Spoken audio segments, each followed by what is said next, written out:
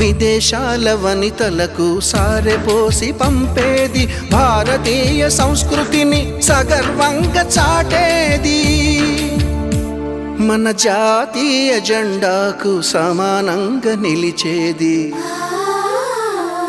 చీరలోని గొప్పతనం తెలుసుకో, ఈ చీర కట్టి ఆడతనం పెంచుకో. సింగారమనే దారంతో చేసింది చీర, ఆనందమనే రంగులనే అద్దింది చీర, మమకారమనే మగ్గంపై నేసింది చీర.